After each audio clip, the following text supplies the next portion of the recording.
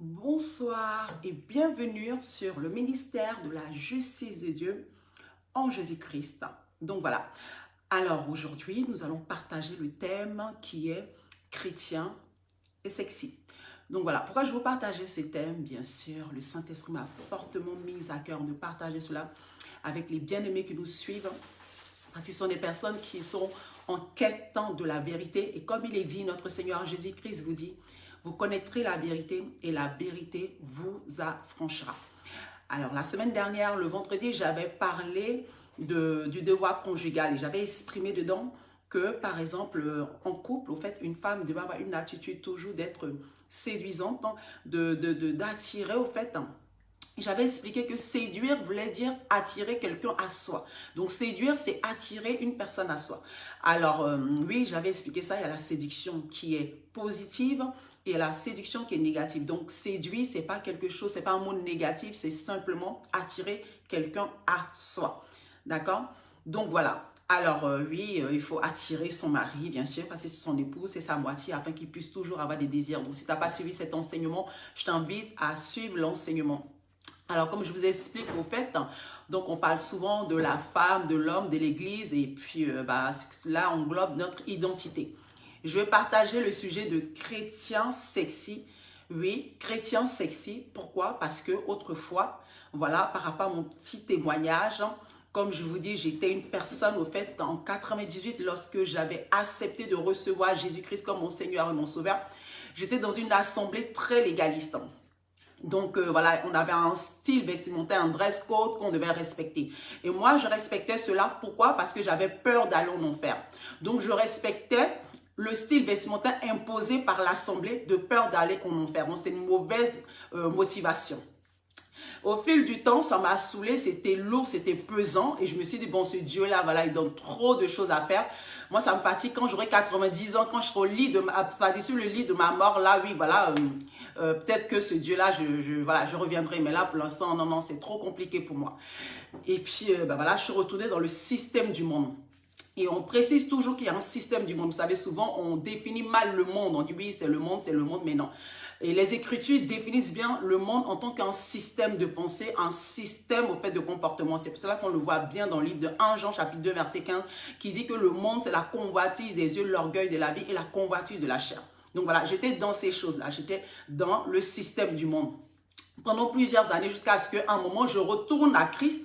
Et lorsque j'arrive à Christ dans une autre assemblée qui elle par contre était beaucoup axée sur la sanctification, était beaucoup axée sur les démons, mais n'était pas trop axée sur le style vestimentaire. C'est-à-dire que eux, pour eux par exemple, ils définissaient pas la sanctification par rapport au style vestimentaire, mais c'était le fait de vivre chaste. Donc c'est-à-dire de fuir la fornication. Donc voilà, du coup, les mèches brésiliennes, les cheveux humains, comme on appelle en fonction de certaines nationalités. Bon, on pouvait le mettre, il n'y a pas de problème. Donc, c'était concours de maquillage, la fille qui allait être la mieux habillée. Bon, voilà, au fait, concours de maquillage, parce que dans notre tête, en tant que femme, il y a toujours la concurrence, vous savez, on veut toujours être plus belle qu'eux. Voilà, et donc c'était un peu dans ce genre d'endroit qu'on était, et puis je me sentais bien, mais quand même... ce qui était bizarre, c'est que lorsque j'étais dans le système du monde et que j'étais revenue à Christ, je m'attendais à une grande différence. Mais là, j'ai vu des chrétiens qui étaient comme les gens du monde, il n'y avait pas de différence. Je me dis, bon, pourquoi pas et tout. Mais c'était quand même intriguant. Et quand j'ai commencé à méditer ma Bible, quand j'ai commencé à lire les Écritures, alors quand je suis arrivée dans Exode chapitre 29, j'ai commencé à voir que on va dire, même à partir du 28, chapitre 29, on parlait du vêtement du souverain sacrificateur. Bon, il faut savoir qu'à ce moment-là, je ne connaissais pas la différence entre le souverain sacrificateur et le sacrificateur. Et tout doucement, jusqu'à ce que j'arrive dans Lévitique et je commence à avoir un dress code, au fait, du croyant. Et donc, j'ai commencé, vous savez, lorsque vous ne marchez pas par l'esprit, vous marchez par la loi, par la lettre. Donc, j'ai commencé à être, au fait, extrême. Donc, je suis partie dans l'autre extrême, c'est-à-dire du côté vraiment, voilà, système du monde, un peu, je faisais pas trop attention, du moment que j'avais des décolletés plongeants, j'avais des vêtements très, très près du corps pour qu'on puisse voir toutes les formes que j'avais. Voilà, moi, ça me dérangeait pas. Et puis, je suis partie dans notre extrême parce que j'ai commencé à lire les Écritures selon la loi de Moïse. Et dans la loi de Moïse, effectivement, il y avait un dress code. Donc, il fallait vraiment que tu respectes parce qu'en tant que sacrificateur, tu ne pouvais pas te permettre de te mettre n'importe comment. Donc, on mettait même les détails au fait du caleçon même du souverain sacrificateur. Donc, Vous imaginez, j'étais dans cet extrême-là, jusque tout doucement, mais il faut comprendre une chose, on dit qui s'assemble se ressemble. Et donc, j'attirais bien sûr les légalistes. Ben, forcément, je me suis retrouvée dans une assemblée légaliste. On avait le même style vestimentaire. Donc, quand tu nous voyais, on était vraiment habillés pareil. Parce que dans cette assemblée-là, on cherchait à plaire à Dieu. Donc, je suis partie en 98 de m'habiller d'une manière, voilà, comme une bonne sœur, dans le but où j'avais peur d'aller en enfer. Et puis maintenant, en 2014, là, c'était différent. Là, c'était dans le but de plaire à Dieu. Donc, j'attachais ma tête, pas de maquillage. Quand tu me voyais, on dirait une vieille femme. Mais vraiment, vraiment, c'était l'extrême. Et tout doucement, je méditais, tout doucement, je méditais. Et le Seigneur voyait vraiment la sincérité de mon cœur, le désir de mon cœur de lui plaire. Mais quand tu lis les Écritures à la lettre, tu ne communiques pas avec le Saint-Esprit. Tu ne poses pas des questions au Saint-Esprit parce que tu ne comprends pas qu'il y a un Saint-Esprit qui peut te parler. C'est pour cela qu'il y a beaucoup de personnes dans les assemblées qui jusqu'à présent n'arrivent pas à reconnaître la voix du Saint-Esprit. Parce que ce qui est écrit, c'est ce qu'il applique. Et ce qui est incroyable, quand il y a des écritures comme, voilà, si ton œil est une occasion de chute pour toi, il faut enlever ton œil, on ne l'enlève pas, on ne l'applique pas à la lettre. Mais par contre, dans d'autres domaines, on va l'appliquer à la lettre. Pourquoi? Parce qu'on s'est dit, c'est écrit, Dieu a écrit. On ne va pas chercher à savoir, mais pourquoi c'est écrit? Qu'est-ce que ça veut dire? Exactement. Et voilà. Donc, je suis partie dans un autre extrême tout doucement. Et puis, quand je suis arrivée dans la nouvelle alliance, j'ai commencé à voir que là où le péché abondait, la grâce a surabondé. Ouais, ça y est, je peux mettre ce que je veux. J'ai commencé à comprendre que là où il y a l'esprit de Christ, il y a l'esprit de liberté. Ouais, ça y est, je peux mettre ce que je veux. Je ne suis plus jugée. Il n'y a pas de condamnation. J'ai commencé à aller encore dans, voilà, je peux mettre tout ce que je veux.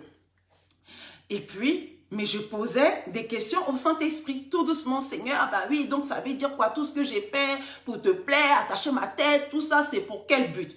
Et le Saint-Esprit va commencer à me transformer tout doucement. C'est-à-dire là où je dis, ouais, ça y est, enfin, j'ai compris que Dieu m'aime tel que je suis. J'ai plus besoin de montrer quoi que ce soit. Et Dieu va m'expliquer que oui, justement, je t'aime tel que tu es, mais tellement que je t'aime, c'est ce que mon mari aime bien dire cette phrase, que je veux que tu sois meilleur. Je veux que tu connaisses ton identité parce que tu es sainte. Et c'est des mots qu'on entendait, mais lorsqu'on n'a pas la révélation, on ne sait pas ce que c'est que être saint.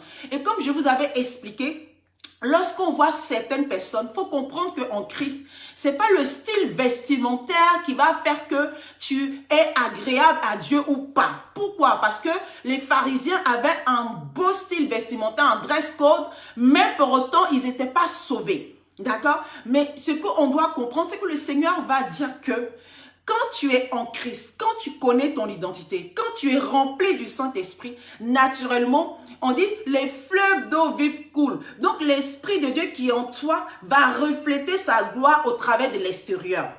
Maintenant, il y a certaines personnes, comme moi, autrefois, lorsque je ne connaissais pas mon identité, j'avais Christ en moi, mais il était étouffé. Donc, Christ en moi, et c'est-à-dire, je marchais dans une forme d'impudeur, en fait. J'avais pas de pudicité, j'étais impudique, comme on le dit. Voilà, j'étais impudique et je ne faisais pas attention. Donc, au fait, j'étais une occasion de chute pour mes bien-aimés. Parce que vous savez que quand on va dans des assemblées, il y a de tout. Il y a des hommes qui ont cette grâce, au fait, d'être vraiment, comment dirais-je, ne pas être ébranlés par ce genre de style vestimentaire, qui ont les yeux constamment focalisés sur Christ comme mon époux, gloire à Dieu.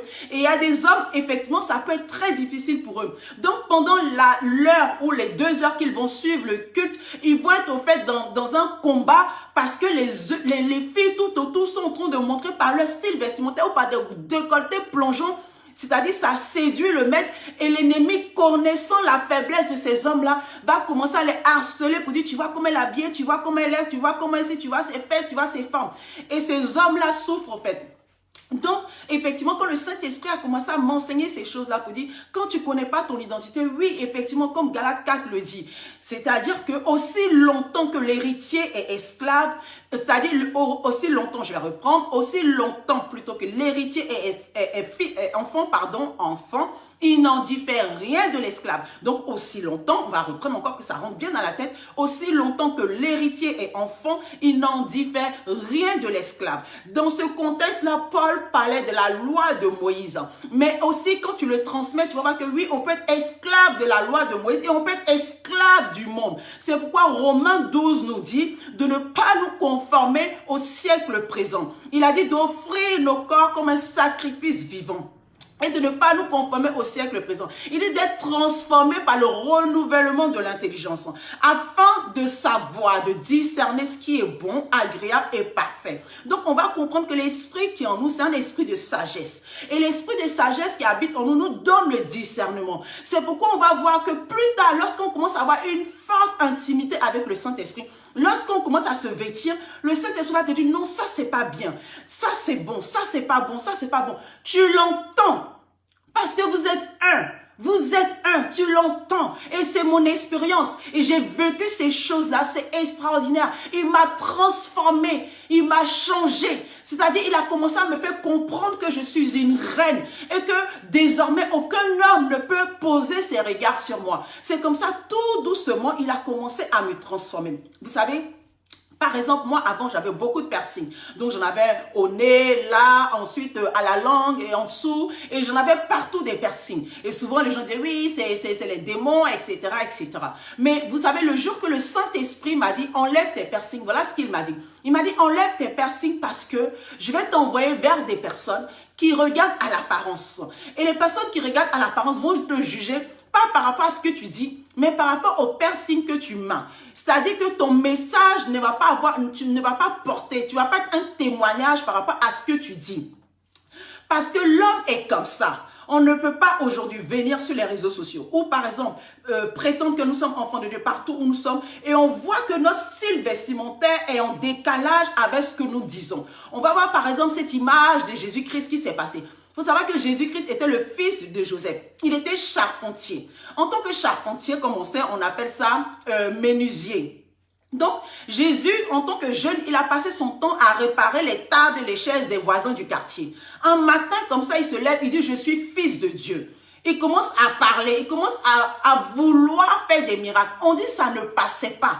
C'est-à-dire, ils ne pouvaient pas recevoir de miracles. Pourquoi? Parce qu'on dit qu'ils n'avaient pas la foi. Pourquoi ils n'avaient pas la foi? Ils n'avaient aucune confiance en Jésus-Christ. Attends, Jésus, tu as réparé la table de ma grand-mère avant-hier.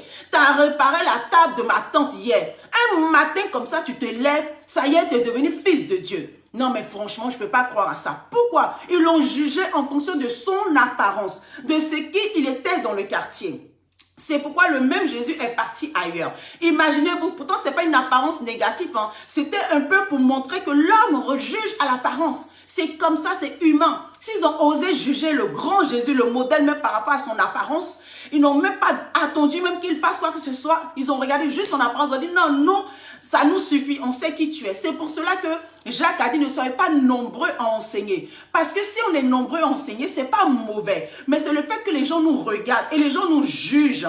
Donc, c'est-à-dire que lorsque tu commences à prétendre et commencer à être une personne publique, il faudrait vraiment que derrière ton identité, on voit Christ. La Bible dit que nous sommes des témoignages. Quand on dit témoignage, on dit vivant. C'est ce que j'ai dit. N'attendons pas de mourir. Et puis on dit oui, celle-là, c'était une femme de Dieu, elle craignait Dieu. Non, c'est pas ça. C'est lorsque tu es vivant. C'est-à-dire que quand on te voit comme ça, tu reflètes la gloire de Dieu. Et il faudrait savoir, bien aimé, que dans le système du monde, pour être agréable, pour plaire aux gens, il faut montrer tes seins, il faut montrer ta poitrine, il faut montrer tes fesses. Ça, c'est le système du monde. Dans le système de Christ, nous avons une beauté extraordinaire. C'est-à-dire la gloire de Dieu nous accompagne. On n'a pas besoin d'être conforme à ce monde. Au contraire, on doit être conduit par le Saint-Esprit. La Bible dit que lorsque tu es conduit par l'Esprit, tu manifestes les œuvres de l'Esprit. Donc, on doit se laisser conduire par l'Esprit. Et on doit s'habiller d'une manière décente, avec élégance. Après,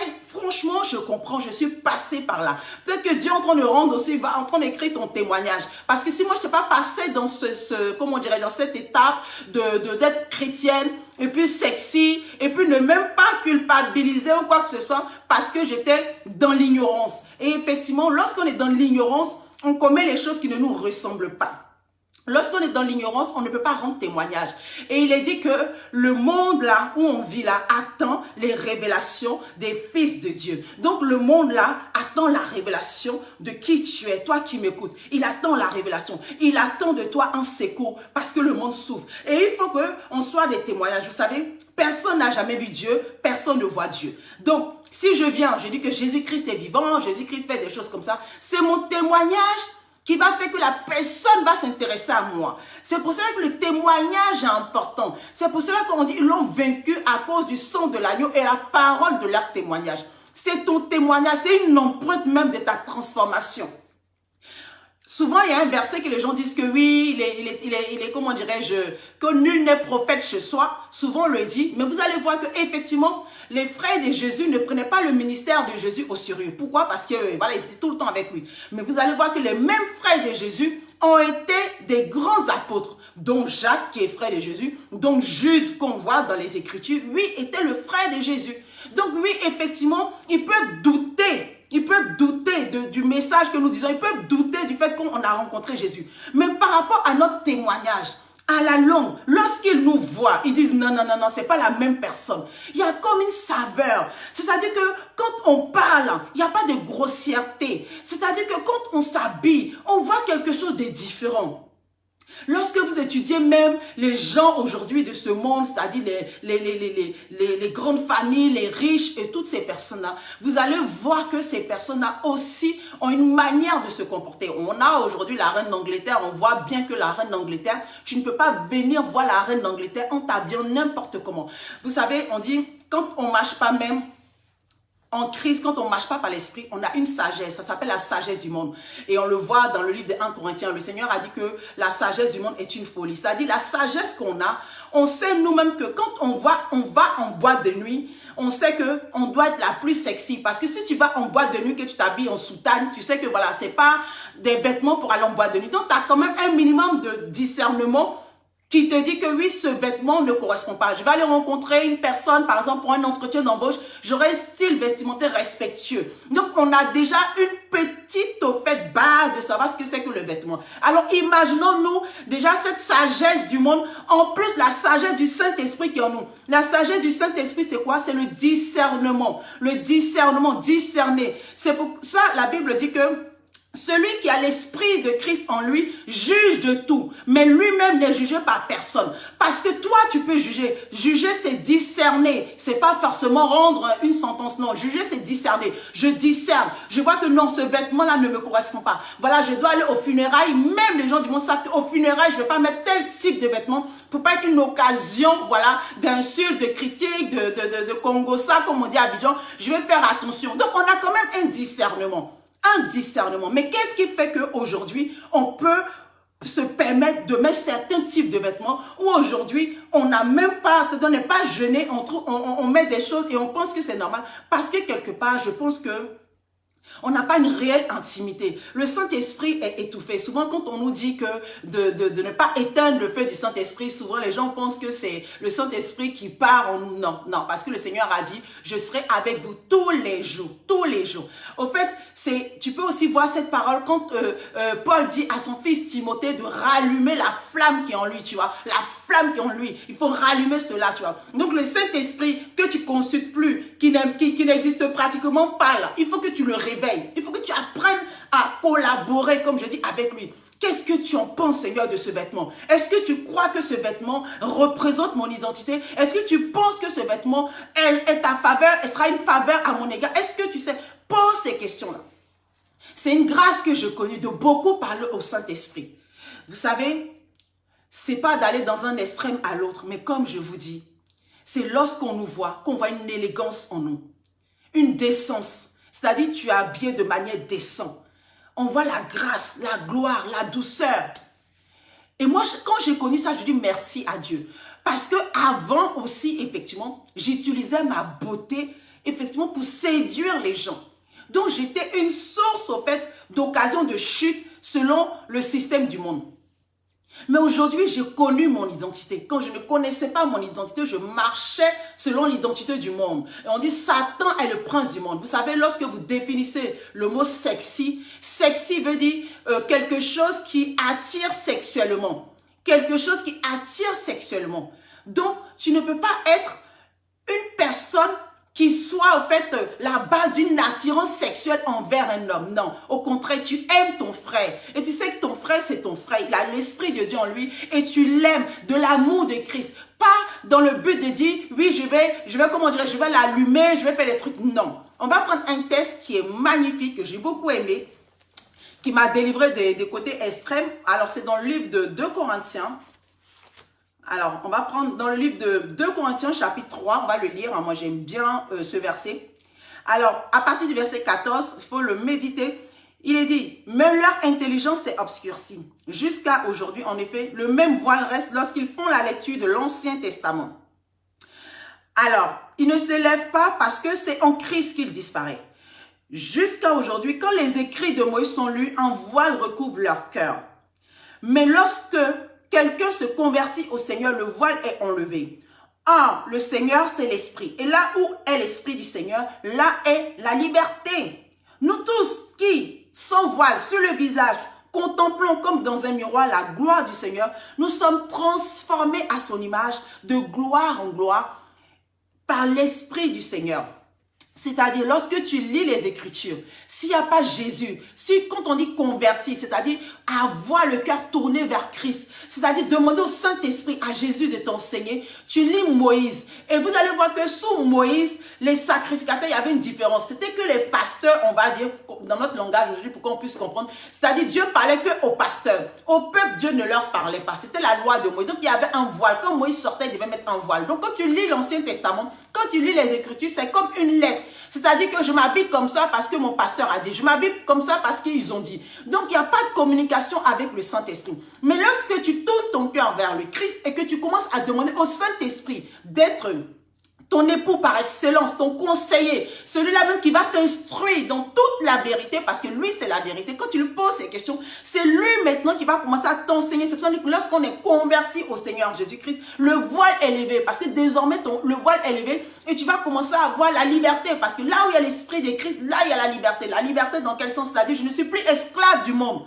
Je ne suis plus esclave du système du monde et je ne suis plus esclave de la religion. Gloire à Dieu. Je ne suis plus esclave de la religion qui me dit que si je me maquille, je vais aller en enfer. Si je m'habille comme ça, je vais aller en enfer. Je ne suis plus esclave de cela. Je suis délivré. Je ne suis plus esclave du système du monde qui dit si tu veux plaire, il faut t'habiller comme ça. Si tu veux plaire, il faut faire comme ci. Si tu veux plaire. Je ne suis plus esclave. Je suis délivré. Gloire à Jésus-Christ. Et maintenant, on te dit que si tu contemples dans un miroir la gloire du Seigneur, tu es transformé en son image, transformé en son image de gloire en gloire. Donc, lorsque tu médites et que maintenant tu as mis Christ au travers de tes méditations, c'est lui-même qui va te transformer, lui-même qui va te transformer en la même image que Christ. Tu seras transformé en la même image que Christ, de gloire en gloire. Alléluia.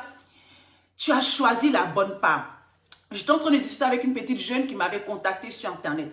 Alors, cette jeune fille est une fille qui a connu beaucoup le monde, qui était un petit peu dans le domaine mannequinat et tout ça. Et elle me disait, lorsqu'elle a commencé à avoir ses désirs de rencontrer, de venir au culte, elle a commencé à avoir peur. Elle s'est dit, ah, les chrétiens là, franchement, quand je vais aller vers eux, je vais commencer à être mort, je vais commencer à être gaou, je vais commencer à passer les chrétiens et tout ça. Et plus tard, elle s'est rendue compte que non, Dieu ne demande pas d'être transformé comme on dirait les pharisiens ou toutes ces choses-là. Elle a compris que oui, effectivement, quand tu es en Christ, tu dois être transformé en Christ. Au contraire, plus belle, encore plus belle, transformée, mais pas selon le système du monde. Donc, c'est pour cela que je vous dis de pas, c'est pas l'extrême de dire oui, être chrétien, c'est s'habiller comme des sœurs. Non, c'est pas ça. Ou non plus, voilà, Christ a tout accompli, il n'y a plus de comment dirais-je, condamnation, je fais ce que je veux, c'est pas ça. Quand on dit ces choses-là, c'est qu'on n'a pas compris. Oui, vous savez, le Seigneur est patient. Il est patient et il est bon. Il est patient et il est bon. Pendant ces années où j'étais dans l'ignorance, Dieu ne m'avait pas frappé. Ça, c'est faux. Souvent, on utilise la chicotte de Dieu pour faire peur aux gens. Tu n'as pas besoin de faire peur aux gens. On dit l'amour en Christ, l'amour parfait de Dieu, l'amour que tu as pour Dieu, bannit la crainte. Moi, je ne crains pas Dieu. Dieu, je le respecte, je l'honore. C'est mon Père. C'est mon Père. c'est mon père, je le respecte. Donc oui, effectivement, c'est dans la patience. C'est pour cela que je vous exhorte en tant que sœur, en tant que frère. Oui, il y a des frères aussi qui s'habillent en sexy. Faites attention, mais bon, vous, c'est pas moi qui vais parler de ça aujourd'hui. Donc, en tant que sœur, je vous exhorte à collaborer avec le Saint-Esprit dans tout ce que vous faites parce que votre entourage attend de vous un témoignage afin qu'eux aussi puissent suivre celui que tu as rencontré, puissent suivre celui que tu connais. Voilà. Donc, soyez bénis. Voici l'exhortation que je voulais partager avec vous. Donc, n'hésitez pas à partager autour de vous et aussi à vous abonner si vous n'êtes pas encore abonné. Et puis, on parlera encore d'autres choses. Il y a pas mal de versets là-dessus sur, comment dirais-je, l'identité. Et c'est important. Et comme mon époux et moi nous disons, vous connaîtrez la vérité qui est Jésus-Christ. Et la vérité qui est Jésus-Christ vous rendra libre. Vis ta liberté en Christ. Sois épanoui dans tous les aspects de ta vie. Et marche dans l'élégance de ton identité. Je t'aime. À bientôt. Ciao.